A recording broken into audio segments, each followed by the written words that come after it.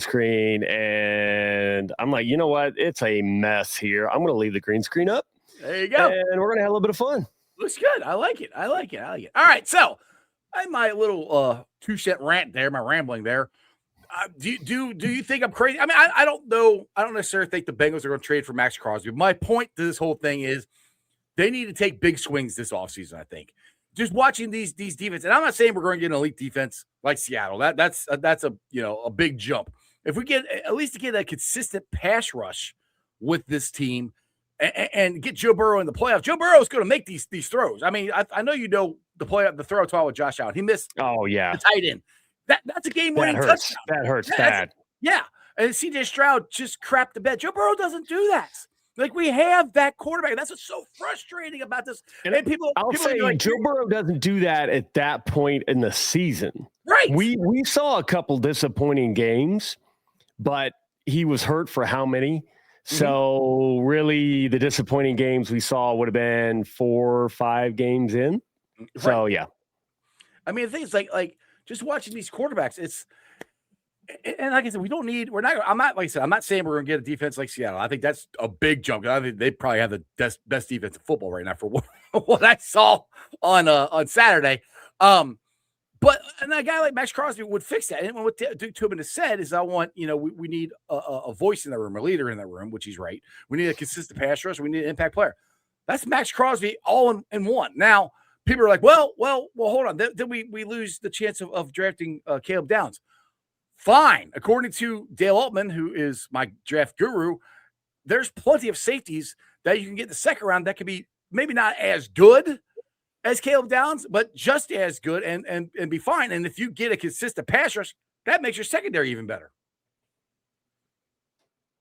Pass rush. I would be more, but now I love Caleb Downs. Yeah, me too. But man, if we can get an absolute stud on the D-line that could add some heat to the pass rush, that, like you said, we don't necessarily need. Hey, maybe Caleb Downs is the I said battle. Shows you, like, I think Battle can come into that role. He keeps climbing every year. He keeps climbing. I think he can too. But I mean, Bates, he's just two up and down so far. I remember Bengals fans with Bates thinking regular season he's pretty good, but he misses plays. But then playoff Bates has been phenomenal. Unfortunately, he goes for the money. Who's to say Downs? Exactly. Now, that's what I'm hoping. Yeah. I'm seeing Dale post like groups of people. I'm seeing Gridiron Grading post groups of people. I'm seeing Goodberry post groups of people. Get those 4 or 5 names that you're probably one of them's going to be there. I mean, I hope either Caleb Downs or Reuben Baines Jr., who we're going to watch tonight. One of those two is there. And to be honest, if they're both there, I know Bengals fans are going to hate me. I'd take the pass rusher because just watching the playoffs, just look at the teams that get consistent pressure. It just screws with the quarterback. It makes him throw the ball way faster than he wants to. It fixes so much stuff. And that's kind of what Duke was saying when he was in the press conference saying, I can't get past pass rush. And that has stuck out in my head what Duke said. That's why I think he's going to draft the pass rusher if he can in the first round. Jeremy Nolan nailed it. Like a team or two in front of us always takes the guy that we as fans want, and it absolutely kills me. But again, so many people talked about Campbell last year, and Campbell. Last year he was there. Was Walter Nolan. Walter Nolan's the one they wanted. Jihad Campbell, right. But Campbell was still there. Yeah, they should. So like the handful of guys that Bengals fans wanted, and I get it. Bengals fans are not the end all be all. Like, it's funny I'll get into it later as we talk about playoffs. We as fans overestimate our knowledge of the sport. I don't know if it's a guy thing, put me in on the staff. I'll turn this team around. It might be a guy thing. It might be a dad thing. It might be. Yeah. I mean, come on. I can do it. I don't do that as much on social media, and I'll also explain why later. But we're at the Columbus Fury match. And by the way, Columbus Fury, everybody's got to go to a match. If it's driving distance, go. A ball comes our way, and I immediately, I'm in position to bump it right back. Did you bump it? Did you get it? No, it wasn't close enough to me. But of course, you got to pancake that stuff. Like, Jeff always looks over at me and just laughs, and it's like, stop. You dork. I'm like, I know. My day is over, but I'm holding on to that hope, that midlife crisis that maybe one day, but we really don't know enough. Like, we're not going to get jobs with NFL teams. We're not. But, okay, Jeff, I'm going to take a little bit of somewhat anonymous. Like, sometimes I wish millions of people watch your show. And millions. Oh, sorry. What? And sometimes I'm glad they don't, because did you see the Microsoft commercial last night? The Copilot. No, I saw you tweet about that, and I don't know which one you were talking about. Which Microsoft It's commercial? literally what I have said on this show. Yeah. Literally.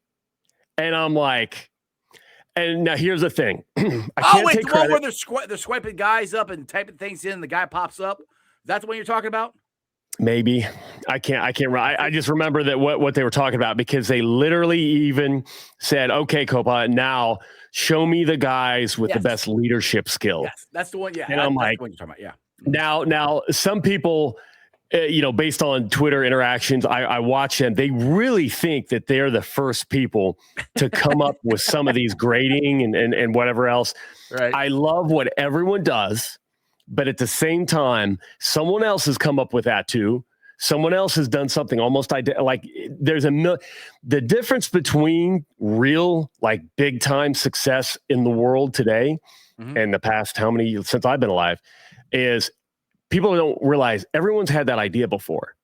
Who gets to it first? Who takes the action first? Now, I've known from day one, I don't have Microsoft's money. Duh. Not many people do. Fun fact, between me and Microsoft as a corporation, we combined are worth about $1 trillion. Woo! I need some cap money now. 99.99999 is most of it is heavily. Microsoft. Yeah. You got Microsoft, you got cap. Microsoft. I had a conversation around Pro Football Focus. Pro Football Focus is also working on some of the stuff. Some of the people are afraid of the day that AI takes over coaching completely.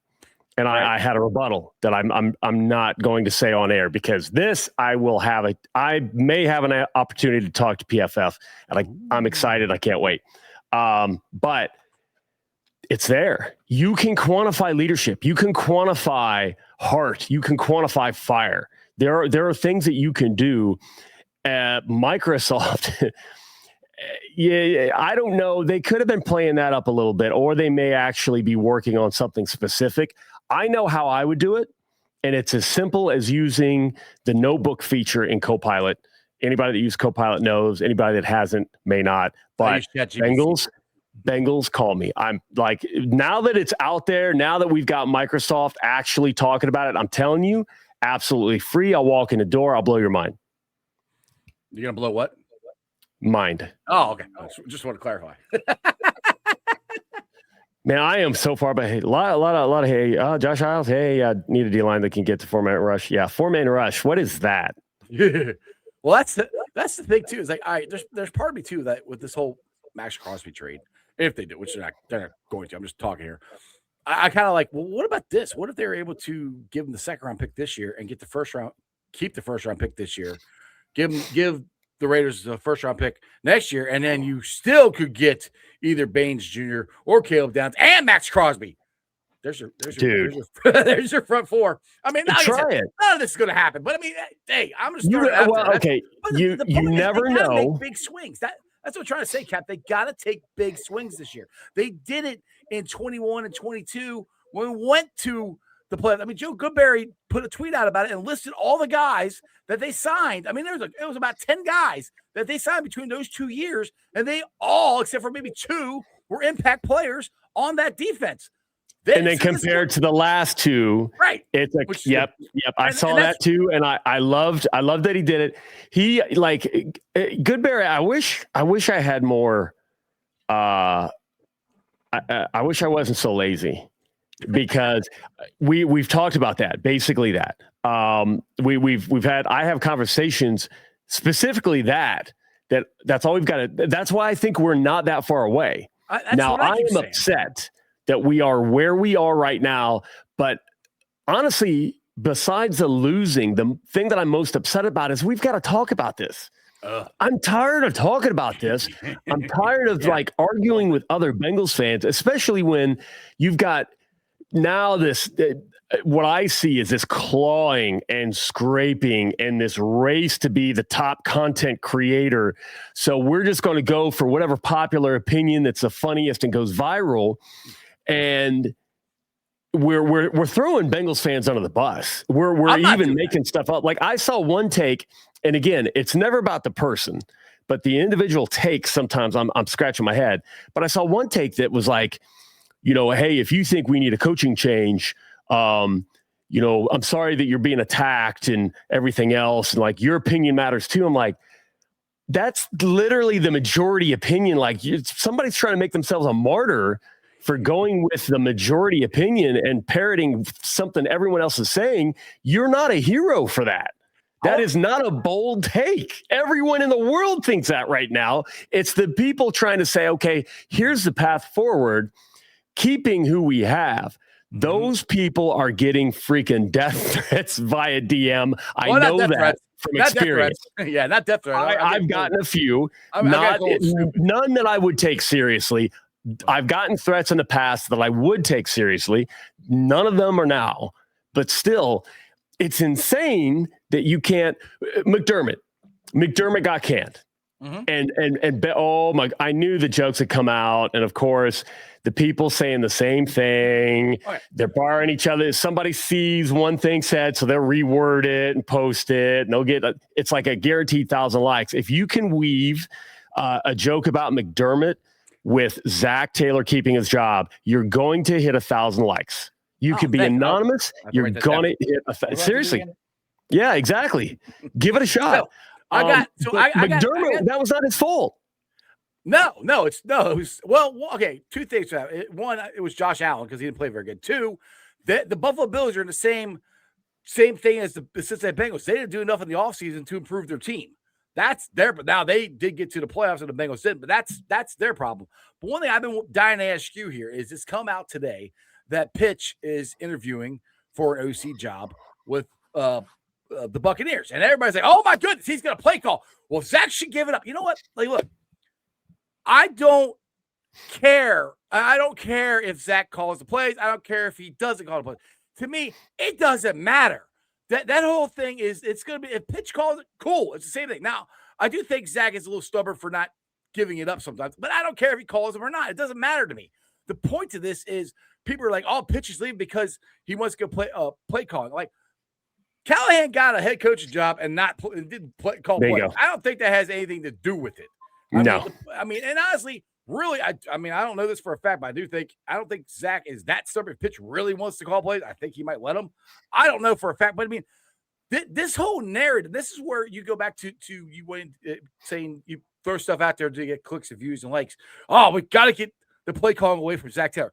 That has nothing to do with the Bengals losing. It's the defense. And I went to Florida, and I've talked to different people there. I'm like, man, you guys, your problem is the offensive line. Like, no, it's not. It's not. Like, no, we scored 30 points a game and we gave up 40. Like, you can't win like that. Oh, you did? Yes. Like, yeah, could we improve our offensive line? Sure, you can always improve it. That's not the biggest problem. It's just like, dear God, it's like have original thoughts. I'm so tired of, damn it, if we take the play call away from Zach Taylor, it's going to be fixed. Really? That's going to fix the defense? How? Tell me. Bingo. People, hey, some people just hate his guts. And there are some people out there who just say, "I hate his guts." You know what? I respect the hell out of that. Just hate it. That's fine. You don't like him? Cool. I don't care. Yeah. I mean, hey, there are people who hate my guts. Now, it's funny. I hate to identify with Zach around this, but I know some people who hate me based on lies told about me, and the people who listened never wanted to learn the truth. And it's just like this. Nobody do an ice girl, Zach. Nobody is looking up the numbers. Nobody's actually like doing a deep dive. It's always a one-off. Joe Goodberry has been killing it. I personally think Joe Goodberry's thoughts around football and the management and organization of football has changed over the years. Just my opinion. But that's probably because partially due to I used to hate his opinion. Yeah, and then I learned about him as a dude, and I like him as a dude a lot. Yeah, and I do like the work that he puts in. Now you got but then I've also, I've seen his stances become a lot more 10,000 foot view, not so wrapped up in the tiny little one thing. And it's like, it's a bigger problem here. Well, I want to get back to. I want to get back to that tweet real quick because I forgot my point to that, and it's kind of what it's not kind of it's exactly what I've been saying, where people are like, "Well, the Bengals can't do this. They won't go out and spend money. They won't go out and do this." They do. They did. They did. The problem is for some reason they stopped doing it, and they tried to replace guys with free agent guys. It didn't work. They tried to replace guys through the draft. It didn't work. They drafted and developed awful the last couple of years, and their free agency signings have been awful. Why they went from hitting on everything except for two guys over that span, I don't know. And why over the last 3 years it's been so awful, I don't know. But the proof is in the pudding. They've done it before, and that's what I keep trying to tell everybody. Oh, that kid, like how the hell do you think we went to the Super Bowl? And I love Joe Burrow. I call him Jackpot Joe. We didn't go to the Super Bowl because of Joe Burrow and that offense. We went to the Super Bowl because of that defense. That's the reason we went to the Super Bowl. And that defense was 99% made up of free agents that Duke Tobin signed. So he can do it. He has done it. He just hasn't done it the last couple of years. Again, I have no explanation for that. But that goes to where there's a tweet came out today that Andy Reid and Zach Taylor are the only ones left, basically. And they both of them have taken their teams to Super Bowls. And that's, to me, and Paul Dano Jr. said this, and I agree with him. He got ripped for it. That I think it's a good thing that they're keeping Zach and Duke because of the way this organization is run. You need guys who can navigate the way they do things. You can't just go bringing John Harbaugh in there. John Harbaugh isn't going to do the Bengal way. There is a Bengal way. Whether you like it or not, that's the way it is. Zach Taylor and Duke Tobin have worked through this before. I do think they can do it again. And I think Duke was kind of saying that in the press conference that what we did this year, last couple years, isn't good enough. He goes, you can put it on me, which they should. It is on him. It is on Zach. They got to do better. And the proof is they have. Joe Goodberry put the tweet out. Okay, rant done. Go ahead. No, that's great. Matt Music saying teams that are in playoffs are making changes. I think he means teams that are not in the playoffs are making changes. Bengals are 6-11, and now I'm good. Nothing to see here. I wouldn't say that. The changes might not be a change. The changes may not be as visible to us, but I know they're always making changes. I think we're asking for bigger changes this offseason, and hopefully we see that. Paul Williams, what his decisions made with what, like Captain just said, not looking at prospects well enough. You know, it's purely speculative. Everyone's going to guess. My managerial style, my business ownership style, my entrepreneurial style, my investment style is always looking at the big picture. Dawson, it's time to invest. Go this one. This was first. Okay, with all turmoil around the league, potentially weak schedule of 26, can see how stability is good for the team. Means Duke and company actually need to, time to invest, go in, should be favorites. I would love to see an all-in approach. I don't think it is necessarily bad for the core that this team is given. But the way I look at things, it's always, all right, what pieces can I put together? The articles that Duke basically said, hey, the Super Bowl run validates that we're doing it the right way, and the smaller scouting is better, and blah, blah, blah. I'm like, all right, that's when you're investing for the first time. I brought the analogy up before. You have a couple of wins, and then you bet the farm because you're like, I got this, and then you lose everything. Kind of like Jeremy's saying here. He said, I got a foolproof way for you guys to get rich. All you have to do is ask me who I think is going to win, and proof, do the exact opposite, and you'll be rich. So there you go. Sorry, go ahead. Yeah, something like that. I feel like they may have gone away from the strategy that made them successful that season. And I think that strategy, you've got to understand, it's not always going to be available. And with investing, let's say that you start really looking at technical analysis, when to go in, when to get out, stuff like that.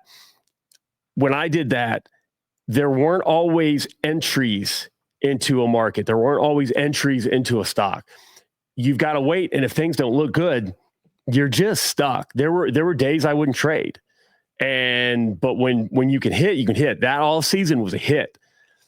I am not the best at looking at anything else other than Bengals. But the last time I looked at Pro Football Focus and all of the defensive players that were available for agency, as long as they're willing to leave, this could be another one of those off seasons. We just have to get back to those roots that built that Super Bowl team and then go get those players, make sure that we're aggressive enough that we get those players. Also, we've got to find guys who can produce from the draft, at least your first couple rounds. At least. One, two, three, they should be able to step on the field. We should be able to count on them to win some one-on-ones. We should not roll our eyes when one of those three guys is on the field. They're like, oh, here we go again. I get it. Our linebackers got better as the season progressed. But man, I still want to add.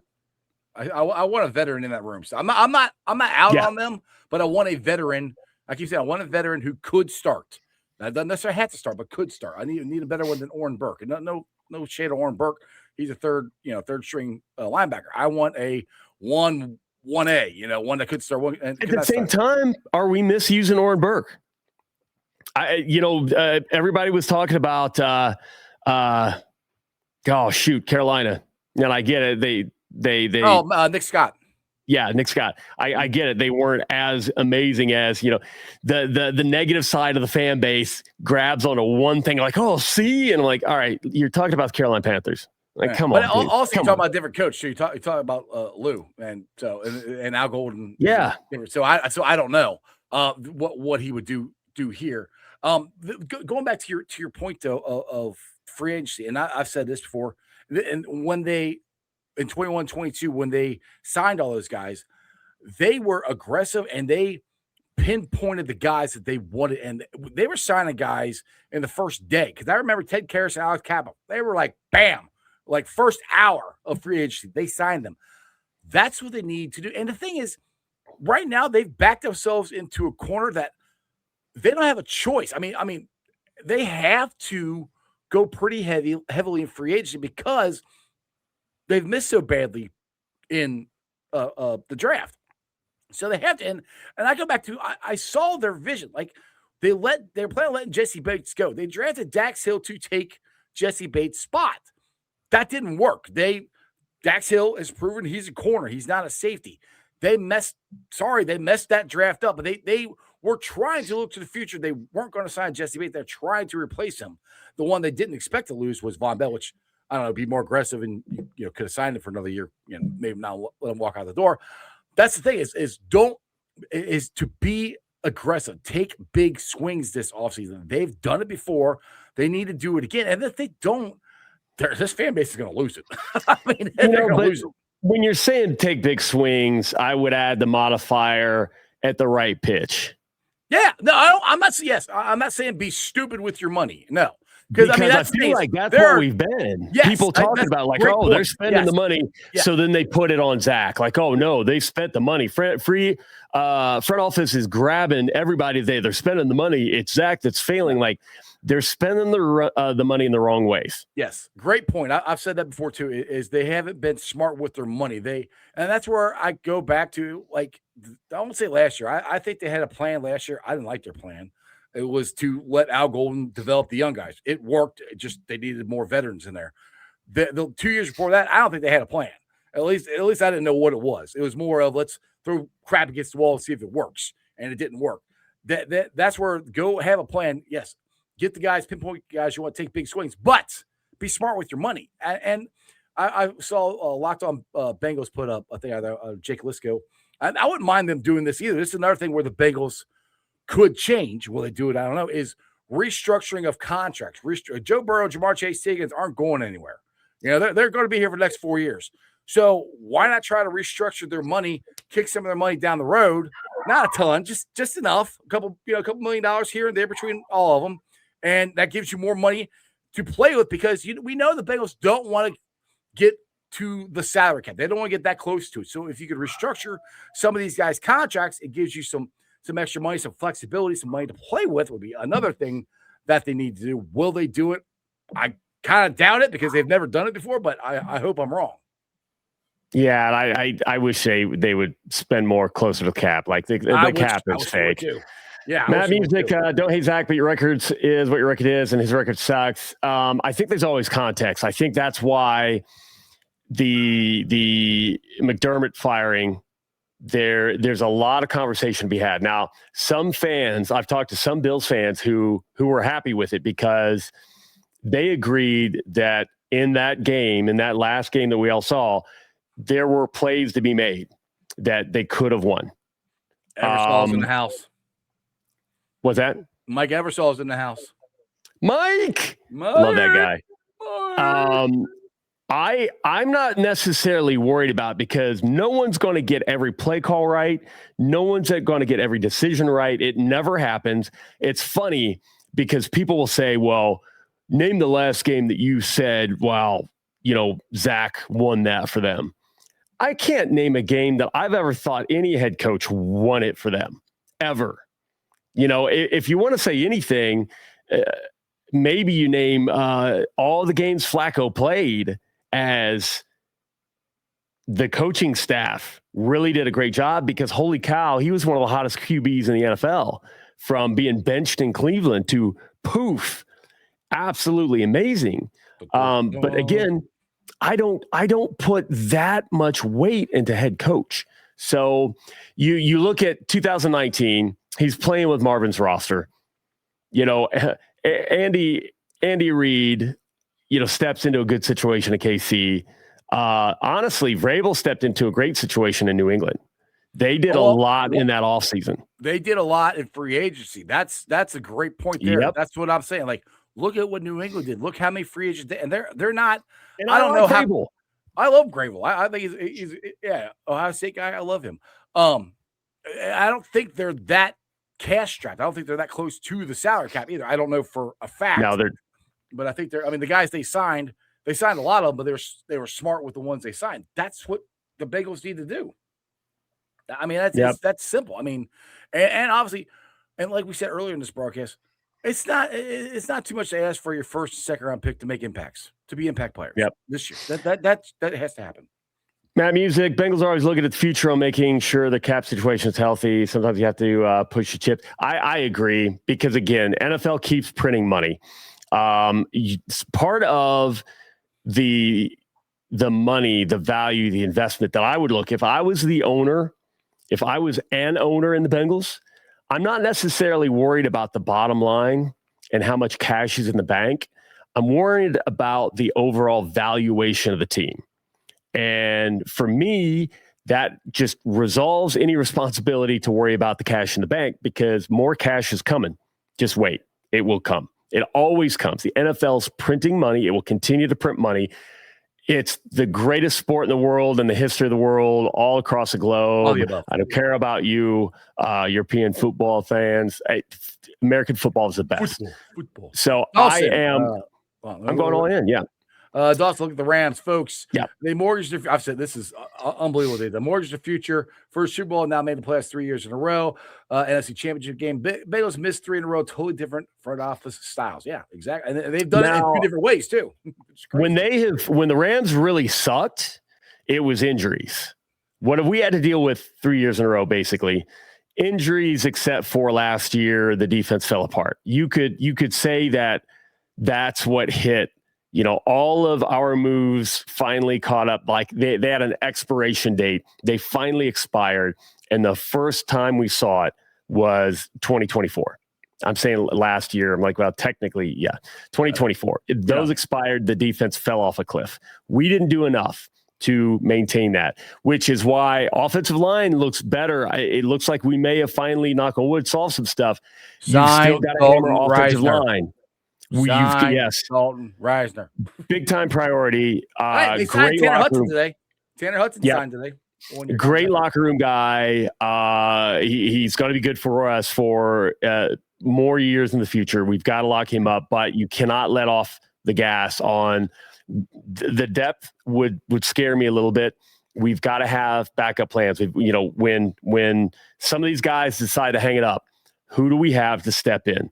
We have some questions there. You cannot just let that go and move on, because then you're going to be right back into Joe Burrow's getting sacked 11 times a game. We've got to fix that. So, here, I heard people say they shouldn't have spent money on T.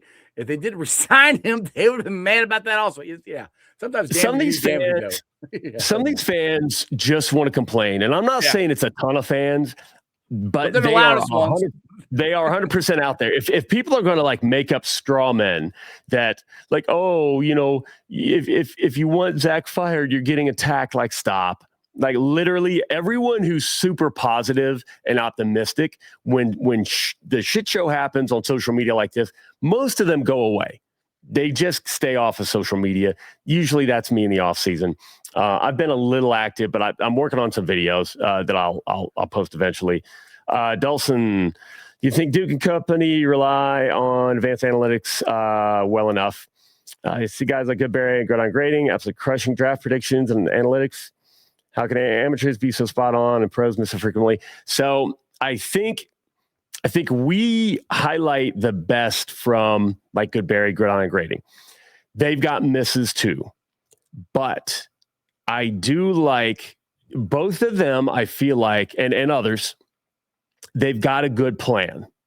I would say Dale might focus even more on the actual film, the actual actions taken by the player on the field. I'm thinking you've got enough data out there. I use it all. They publish, everybody publishes it all. If somebody wants to anonymously make a donation and get, some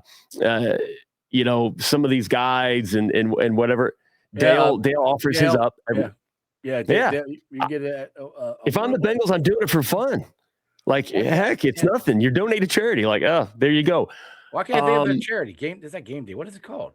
What's their charity called? It's that Project Game Day. Project Game Day. Yeah, Jesus, go to Project Game Day. Donate $5, and trust me, he'll send you the email right to your phone. I would do it. Awesome. I don't know that it's a case of using it enough. I think analytics.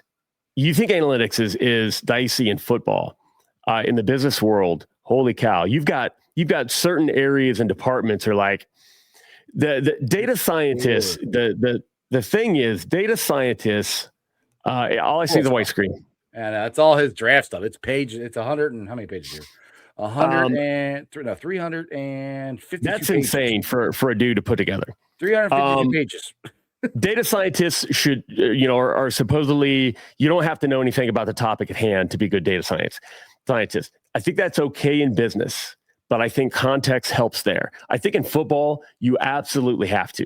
And I think that's where sometimes pro football focus can run into challenges, because if you don't understand the content that you're trying to decode, it makes it a little bit more difficult. I think, obviously our people know football really, really, really well. That's because we're from Ohio. Yeah, they might have some issues trusting some of the analytics, but they have the power to shape those analytics any way they want. Maybe that team needs to expand. Paul Williams, the only reason I think Taylor should get an OC is he can focus more on just the offense. I agree, Paul. I don't think it's a bad idea. And that is my opinion on that is born from the fact that I think Zach Taylor is a good coach. And I want him to be able to focus more on some of those maybe soft skills You know, what more can of a we CEO, do? a CEO of the Bengals. Everything. Because he's good enough. He's that good to pull some of this stuff together, and then he doesn't have to worry about it. And in fact, again, you throw in AI. There we go.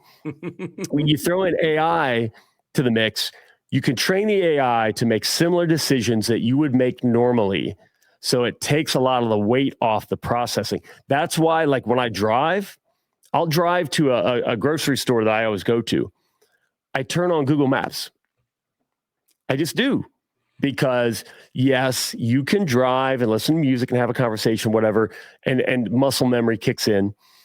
But I want something to take that off. That's not important. Driving is not important to me, but I need to be safe. Or if you have a Tesla like my wife, you just punch it in and you don't have to do anything. It drives itself. I can't. The day that all cars are like that, and we can truly go hands off, I can't wait because like traveling from one point to another is just pointless. Dude, I'm telling you, it is freaky. The first time I let the car drive itself, I'm like, okay. It is very, very, very strange to be sitting there and the car is just turning the wheel by itself and driving. It's very, very, very unusual. But yeah. Dawson can't go to the season with Knight and Carter as our starting linebackers. Maybe. I do think they improved. And I'm a big Barrett Carter fan because we announced his pick. You drafted him. Yeah, it's solely like there is bias there. I'm saying. Don't you remember that conversation you had with Duke Tobin about drafting? I am rooting for him hard. But it is unfortunate that we didn't get guys who hit the ground running from day one. Yeah, that we can't do that again this year. You know, they're on the team now. That's the thing. It's like there's to me, like this is January, so we got a long ways to go. But all the mock drafts that I've seen from the experts, there's gonna be guys there at 10 that are gonna be impact players. Caleb Downs, Baines, the kid from Texas Tech, the kid from Oklahoma or Clemson. There's gonna be guys there that I think are impact players.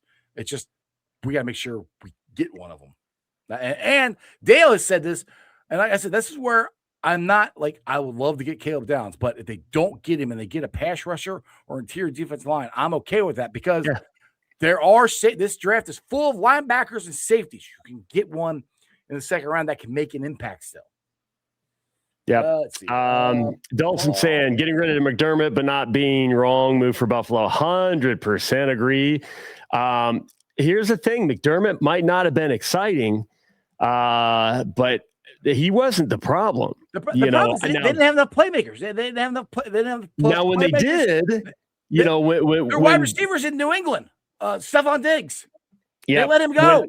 When they did, they still didn't do anything. And when you look at it again, what was the tweet I saw? Everybody's seen it. Josh Allen career in overtime, regular season and playoffs. 11 for 26 passing for 85 yards, no touchdowns, 2 picks, an 18.9 passer rating, 0-7 record. Woof. You got to do better than that, especially with all your fans saying that he's light years ahead of Joe Burrow and blah, blah, blah. And, of course, we saw the Bengals-Bills. We had the lead. What happens? Joe Burrow pick 6. Followed up with Joe Burrow pick, like son of a gun. People looked at the defense, and you know what? Sometimes you're going to get scored on. Sometimes your defense is going to have an off day. You should expect your quarterback, Josh Allen, not to turn the ball over, 4 times? Yeah. All right, got one here. Corey, can't trust the Bengals front office to draft immediate impact players or playmakers in the second or third round. You can't valid emotion now. They haven't. Yeah, they haven't done it. They've done it before. Yeah, they haven't done it here lately. Logan Wilson was a third rounder. T was a second rounder. They have done it now. Recently, no, they haven't. So this is where I go back to what I keep saying. This is why I'm okay with them keeping Zach and Duke because there's certain ways the Bengals do things, and Zach and Duke can work through it, and they have done it before. Why they haven't done it last 2 years? I don't have an answer for that. I just know I've seen it with my own 2 eyes that they have done it. So Young May. Thank you for that comment. Speaking of play calling, been seeing a lot of running the ball on 2nd and 10 this weekend, and other play calls from some of the best. That if Zach was calling, Bengals fans, yeah, dude, I'm telling you what. Again, if I'm seeing all the jokes about Zach getting 1,000 likes. Now the Twitter algorithm is heavy on frequency, consistency, and off-season hits, and I've not been tweeting as much, posting That's as not much. True. I'm consistent all the time, and nobody pays attention to what I say on Twitter. I'm very hey, we'll have to talk about that. We can tweak some stuff. But it helps. Now, my viewers, of my post falls off a cliff when I'm not consistent. So there's some of that. But if I were to post that I'm done with Zach, it's probably getting 20 million views. It would oh be my nuts. God! Did you see what Cap said? Oh my God! Exactly. He loves Zach. So it kills me because I can't get anyone right now to see, and the algorithm kind of favors whatever's going to create the most controversy. That's great, Mike. And that's what it is. But you nailed it, Young May. You nailed it. The deep run, it was 4th and short. Everybody loves Ben Johnson. 4th and short. They handed off like 10 yards in the backfield to you're giving the defense the time. Per Bengals fans, you're giving the defense the time to get to the ball. Mm-hmm. Other people, if it worked, are like, oh man, that's genius. It gives the running back enough time to get enough steam and plow forward for that yard. It all comes down to execution. If it doesn't work, it sucks. If it works, it's phenomenal. Like I've seen Andy Reid throw a screen on 3rd and 1 billion, like people make fun of Zach for, and get the first down. And the analysis is like, oh my God, that's a phenomenal play call. It comes down to, did they execute or did they not? Now, there are cases where it's just dumb. I had my questions. I can't remember what game. Oh yeah, McVay ran on 3rd. Mm-hmm.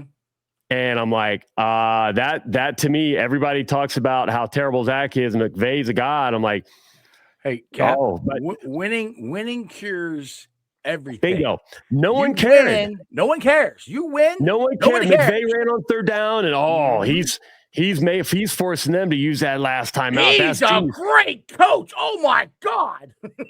it's why I can't even engage. I'll post something similar. I can't even engage though with people because it's like, you know what, they've made up their mind, and I'm a terrorist and whatever. So you're a terrorist. Somebody, wait, hold on. Somebody's called you a terrorist. Like, is that because of the beard? Is that why they call you a terrorist? No, it's more, Zach Taylor's a terrorist, so I'm a terrorist. So whatever. Here, I got one for Dawson for you. You can read that one. Dawson, I'm softer on Zach than most folks. I think dude is fine coach. However, given the landscape of the AFC North next season, potential strength of schedule has to be the final straw if the Bengals miss again. That's a completely fair take. And I've always said you can only run from your record for so long, because I'm telling you, his record is not his work. It's not the work that he's put in. And anybody in any job can vouch for that. It's funny because everybody says that, like, oh, you are what your record is, all matter of fact, as if they didn't just bitch about their boss and getting looked over for promotion because their numbers weren't as good as somebody else's, but it's because that person did blah, blah, blah, blah, blah, incorrectly and unfairly. Everyone that's bitched about that and wants that gone has been screwed over by that same opinion in their own life, and they cannot see the connection. I see the connection. I see all the connections. And there's always context to everything. I've been there. I've been in a bad situation. There are parts of my job that are bad right now, and I am fighting to make sure my leadership understands it's not my fault. I'm not that guy, but I'm just wanting to say it's not my fault. And the only reason I'm saying it's not my fault is when you need help to fix it, I want you to know where to go, because it's not my fault. I can fix it, but I need the power to do so. And so far, so good. I guarantee you, Zach is having those conversations, and the front office isn't stupid. They see what's going on. You lose if the Bills lost Josh Allen, they're toast. If New England lost Drake May, they're toast. Very few teams have done well. San Francisco, because obviously Purdy is not their team is not centered around Purdy. They don't have that guy. Purdy does well, but their guy is Christian McCaffrey. Oh, everything runs through him. All right, hang on. Check this one out here. Eric, I agree. Joe deserves a defense, but his salary means he does not get one. You want a championship, you have to take sacrifices in salary. Okay, hold on a second. Before you answer that, hold on a second. I got a graphic here. Hold on. Let's see here. This is the salary cap for the Cincinnati Bengals for the next couple of years. They have plenty of money to go fix the defense. That's it right there. They have enough money. I don't want to hear that Joe took too much money. I don't want to hear Jamar took too much money. Nope. That's it right there. They have enough money. I get tired of hearing that. Oh, Joe took that. Yep. No, that's not true. I love you. Thanks for watching, Eric. But that's not true. Keep going. Yeah. Shout out to Kevin. Good to see you, buddy. The Chiefs won when Mahomes' big contract started hitting, they started paying. They still won. I honestly think they should have been fine this year, but Pat, maybe, knock on wood, is regressing. Oh, hey. So this, I want to ask you this. Okay, so Mike Madden's Denver won without Bell, which, well, they won with Bell, but could you believe that he broke his ankle and he's done? Dude, I was like, are you kidding me? It makes me sick. I could not believe poor that. Dude. I'm like, seriously? And the two things about the play. That, and then, so I can't remember who brought it up here, but that throw Caleb Williams made, dude, to send the game in. Well, the extra point send to overtime, but the touchdown to get him to the extra point was unfreaking. I'm going, one, how the hell did he get the ball there? Two, how's the guy that wide open? I could not believe those are two most shocking things that happened to me, or that I saw this weekend. I'm like, I had a Bengals fan try to argue with me because I posted that's the perfect example. And talking to some Bears fans, they agreed that Caleb Williams, like late game heroics, have been carrying them. Oh, yeah. And so, this Ben Johnson, like, great. Ben Johnson yelled a lot in the locker room, like any coach does. I mean, that happened in Cincinnati when we came back and we beat KC to go to the Super Bowl. There's a lot of yelling in that locker room too. It's like, oh, I wish we could have a coach like that. You're like, yeah, you got one. Every game that a ref does something stupid, he's ripping somebody's ass. He gets absolutely irate. Nobody wants to call that out. There's a billion pictures of proof, but whatever. So Caleb Williams throws that. I'm like, that wasn't the play call. That's not how that was drawn up. Like, all right. And dude's like, run straight back 10 yards, turn around and he's like, yeah, it was. That was a Hail Mary and blah, blah, blah, blah. I'm like, number one, to actually call a real, and I realize there are different types of Hail Marys. There's one where, everybody runs to the post and there's a big group and you're hoping, but there's the four wide. They really weren't at the point of the field where I would have expected a Hail Mary call. Plus, the whole the concept of Hail Mary to me is nuts. You think that was an actual play call? You think that's no? I do not. Somebody was arguing with me that was. I'm like, I don't think so because they only needed what, 4? Like, you're not going to just. They could have got a first down. I'm thinking, hey, maybe they gave Caleb the green light to run if he needed to, swing out. But I can guarantee you, even if it was a Hail Mary, which it wasn't, that Hail Mary does not say 34-step drop back. Turn around and heave it. And when you see the wide receiver was done with his route. Completely done with his route. He was standing there like they do, which sometimes I think is unfortunate, but you know what, they do.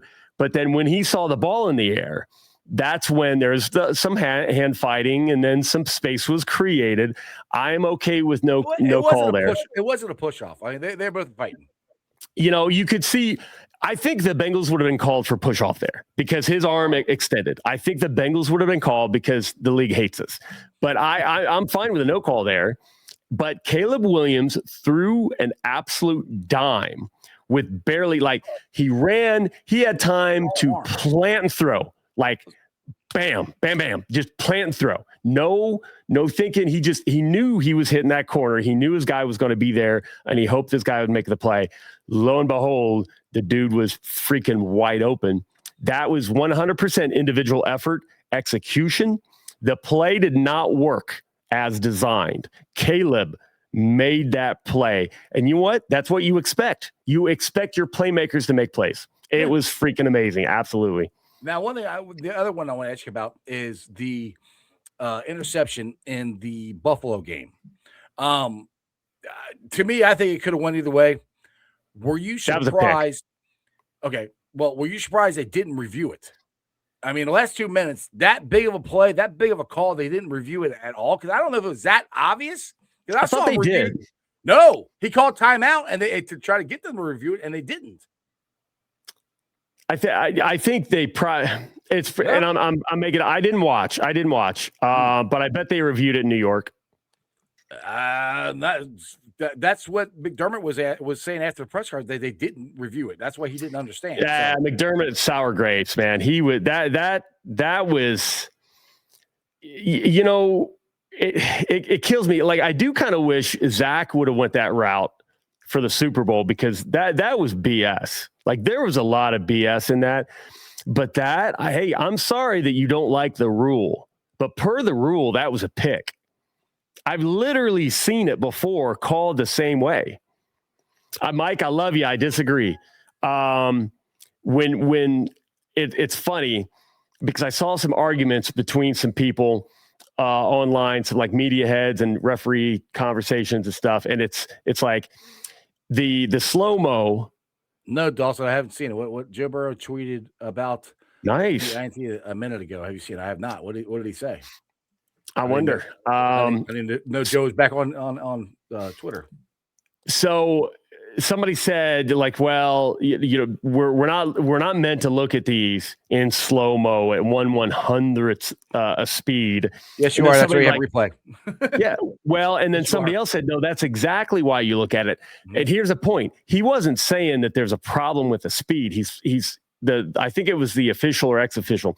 The problem is how people interpret the speed, just like T. Higgins and the supposed face mask. See, all right, got the calls right. Yeah, because he's seen it before. It's happened to us. I mean, I'm not saying it's right or wrong. I was just surprised. No, it's right. They did. It's 100% right. Well, I'm not saying either way. My more of the thing is I'm surprised they didn't review it.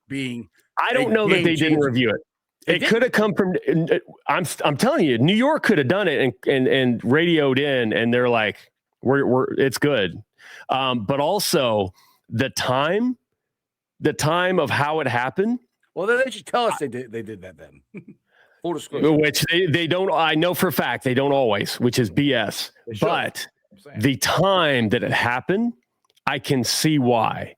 Because per the rule, so you watch it slow-mo, people are like, oh my God, he caught it, and then he went down on a knee and he was down by contact.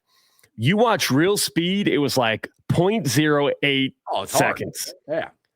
During the game, I thought the guy caught it. I didn't know it was an interception until the other guy, the Boston or Patriot guy, started running the other way. I'm like, what? Like, holy crap. If it wasn't reviewed, that's why. Because he didn't hold on to the ball long enough, but the ball never hit the ground. So somebody with a good view of it, but then again, wait a minute. Every interception is reviewed. Every turnover is reviewed. It got reviewed. I guarantee it did. Every single turnover is reviewed. I think McDermott he knew what was at stake. But I don't know. His quarterback. I'll put it this way. I watched ESPN the next morning, and Herm Edwards was saying the same thing. He said, either way, it should have been reviewed. So according to they everybody, always get reviewed. Like, I've not seen one person bringing that up because every turnover gets reviewed. It was just a fast review because it was so easy. That's probably what happened. It was such an easy, yes, that's a pick, because I mean, literally, it got ripped out. I have seen that called the same way before. Nobody said a word. All I know is it didn't look like, but just got a comment here for you. Spend the money, guys. Like Captain, need to stop buying all their season tickets. Then they may care. Brown's family sucks. I don't think that has anything to do with it, but whatever. I just had to put that up there. Yeah. So number one, the tickets, that's drop in a bucket. That literally makes no impact. But also, if I don't buy my season tickets, somebody else will. That's one thing people got to understand. No, Another thing, if you don't show up, the stadium is going to close. Okay, let's be honest here. All right, if you number one, I'm not that important. Number two, I'm telling you, my seats are all amazing. Anyone that tells me you need to stop is probably on the wait list and begging and hoping for my seats. I want literally. I keep trying to move down closer. Seats, okay, seats in the lower bowl within the first couple of rows are usually selling private party, I'd guess about $5,000 per seat to buy the license. That's not tickets. We're talking people spending $5,000 per seat for the privilege of sitting down low. If I didn't have them, someone's going to scoop them up and they're going to go to every game. Right. It is what it is. Get back to the refs here. Christopher says the refs are at least likely to give you the call when you already have turned the ball over several times. Possibly. Yeah, they didn't do anything to make it look like they deserved anything, but hey, that was the right call. He said fans are mad at Joe for saying the refs got the right call. Oh, I love it. I love it. My QB knows ball.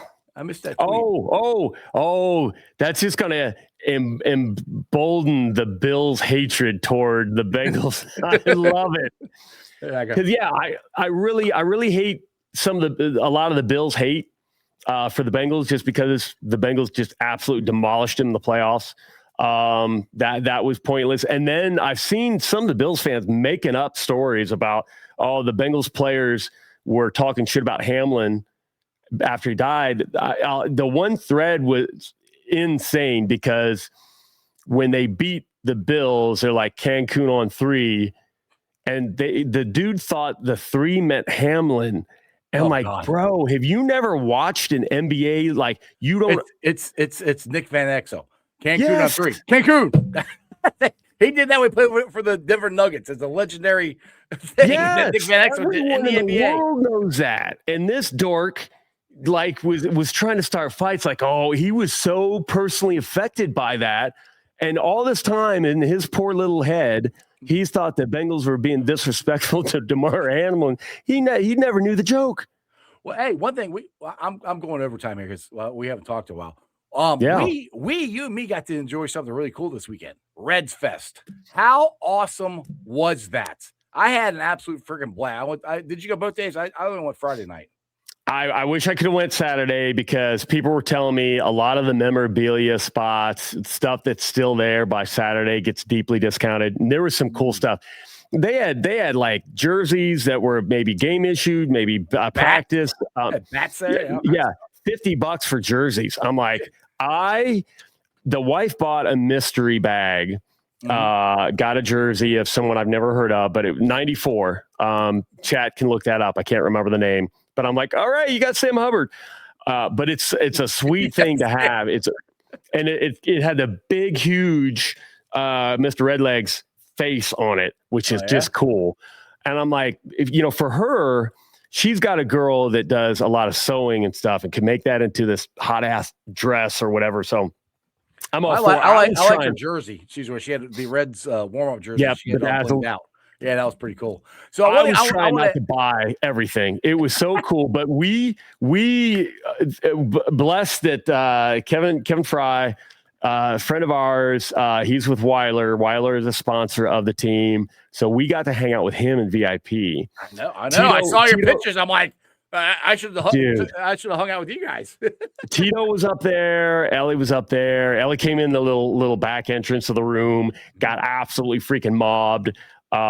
Did not look very thrilled, and not because he's a jerk, because fans cornered him. He could not move to see his other teammates at all. And security. Number one part of cybersecurity is physical security. I'm very good at physical security too, Reds. If you want to reach out to me next year, I've got a plan. We can, keep that movement free and still give fans access. Look me up. So I got a question for you. This is another. I've been on a heater here writing articles on my Substack. This is one I wrote. It came out Friday night that Ellie turned down an historic contract by the Cincinnati Reds. It would have paid him more money than Joey Votto. And I came out and I said, I'm good with that. I'm glad he didn't sign it, because remember what happened when the Reds signed Joey Votto? They let everybody else leave and spent no money. Right now, we have a playoff team. They made a playoffs last year. We really need to get a bat. Hopefully, with the trading of Gavin Lux and getting that money, they'll go get one. What's your thoughts on that? I mean, I'm not okay with that. I've come to grips that in 4 years, when Ellie hits free agency, he's gone. We're either going to trade him or he's going to get $1 billion or whatever from the Dodgers or Yankees. I don't want them to handcuff themselves in signing Ellie to this big contract and not. What's arbitration? Arbitration starts what the next year for him. This was third. I think it'll be 5 years in. So we got it for this year, but then after it's arbitration. What's arbitration? I think so. You mean as far as how much money he's going to get? Can we? Are we going to lose him after this season? No, we can't lose him for 7 years. We got him for another 4 years. He's got to have 7 years of major experience. We've got him for another 4 years, no matter what. Yes, there's going to be arbitration. His money's going to go up, but he's under team control for 4 more years. So we got 4 more years of basically this team to win something. I think before Ellie goes away and that's other guys cool. So I'm with you. They're gonna. I feel like they're gonna have to win like the Brewers. They're going to have to build a team that just outworks everybody else, and then you're going to get disappointed by somebody with way more money. It's what I hate the most. Man. It's baseball, man. But the thing is, the thing that I keep holding out hope. They have spent a lot of money on their bullpen, and bullpen really helps you down the stretch and in playoff games. And we have starting pitching. If with two things, I think, even if the Reds don't get a bat, which I'm hoping they still will, now it's not going to be a big one, but they get somebody who could at least knock the ball out of the ballpark, that would be great. If we get an MVP season like out of Ellie De La Cruz, where I've said that too on a reel, people are like, oh, he's overrated. Like, people got to remember, last year, the second half, he played almost the whole second half with a torn quad, which why he played on a torn quad, I have no freaking clue. I wish he would have went on the disabled list and healed that thing up. But that's what happened last year. If one of these years, in the next 4, he's going to have an MVP year. He's going to start playing like one of the best players in baseball. I'm hoping it starts this year. If we get that out of him and we get a healthy year out of Hunter Green and a Cy Young award-winning season out of Hunter Green, which both of these things can happen. This is not really hope. These guys are good enough to do this. If those two things happen this year and the Reds stay relatively healthy, we got a shot at this thing. We really do. I still want to add a bat, but what they've done with this bullpen gets me excited, because I don't think, and I can't take credit for this. I can't remember who said it on one of the, I think it was Jeff Carr. Somebody said it that covers the Reds, that the Reds really think they have a shot at doing something when they really start spending money and adding to their bullpen. And they've really added to their bullpen this year. So that gets me excited. I think, like I said, I think with them trading Gavin Lux, taking that money, they're going to try to sign somebody. I hope it's not Austin Hayes. I wouldn't mind Miguel Andujar coming back, but I hope it's somebody bigger than that. My point to this is it's hope, but it's hope with merit. With merit. Ellie De La Cruz can and should have an MVP type season here this year or next year. Hunter Green can and should have a Cy Young award-winning season this year or next year. These are your two cornerstone guys that this franchise is built on.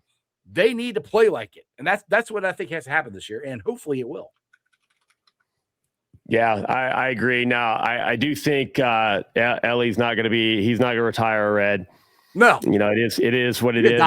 Dodger sign everybody. $130 billion. I'm going to call New York. So during the kids Q&A, Ellie said he grew up a Yankees fan.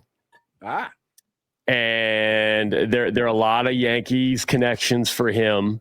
So I could see him going Yankees. Now, he was very slick. He was very smart when people asked about, who's your favorite football team. He knew what the crowd wanted to hear, but of course, but you can kind of, he's like, somebody asked about college. He said, well, I watched the Buckeyes and the Wolverines. We're all like, whoa.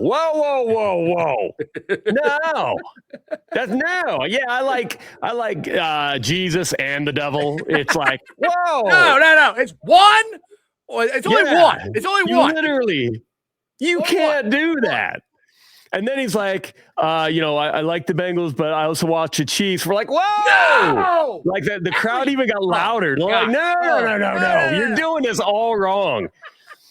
So I'm like, all right, he's just that guy. And I don't know if he's ever going to say, other than just for saying it, that his time in Cincinnati is special. I don't know. But it's fun watching him. Scott Boras is also his agent. Scott Boras is not going to let him sign here, no matter what the Reds offer him. Scott Boras is going to get him to free agency and get him. He's going to be the highest paid player in baseball once he hits free agency, and there's nothing we can do about it. I mean, that's just a fact. So enjoy it while it lasts, and let's go win. That's where I'm like, the window for the Reds to win is now and the next 4 years. Do it now. That's what I'm like. Go get this bat. I mean, and Tito Francona is very excited with the way this team is. I mean, I would like more offense because, Cap, how many times do we have? How many games last year did we score 1 and 2 runs? Or we'd have a game where we score 15, then we have 5 in a row where we score 2 or 0. And our pitchers were pitching their asses off, and we lose 2-1 or 1-0 or whatever. I'm like, oh my goodness, that's where we need offense this year so badly, and that's where. Another thing is you got Novi Marte, who is going to be in right field the whole time. He's comfortable out there.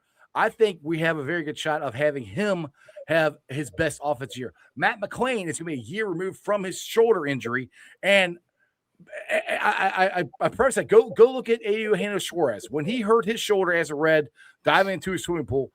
It took him over a year to get back to where he was. And now he's back to hitting 50 home runs again. I'm not saying Matt McClain's going to hit 50 home runs, but I think he's going to bounce back to where he was his rookie year when he first came up, when he was just an automatic hit. And you had him hit number 2 behind TJ Friedel. So those are things that everybody says, hope's not a plan. It's not hope. These are actually facts that I think will happen. That there's substance to it. It's not just, well, I hope, we go get a bag of balls and all of a sudden, they start playing better. These guys have played better. These guys can do this. So that's where it's the off season. We're a month away from spring training. I'm ready. 21,000 fans showing up. I think before it was, I heard something like 7,000 or less showed up. And then they did the reno, and now we're back. How awesome was the convention center? How awesome was that place? Very, yeah. I loved everything. Like, I wish the Bengals would do something like that because it was a really fun thing. So obviously it was fun. Jess is going around with her, and she collects baseball cards. She does. How many retirement cards does she have? Yeah, well, those are mine. Friday night. Practically, those are mine. There's a lot. She legit, she's not collecting because it's something kind of fun to do with me. No, she has her own cards. Like, I will go to eBay and I will buy her a card, and it goes in her boxes. She's got her own, like, it's separate, legit. So she's running around like a little kid getting these autographs, and it's absolutely hilarious. But is she home? What's that? Did Jess just come home? You can hear. Yeah, the dog. Like, That's combined 16 pounds of fury.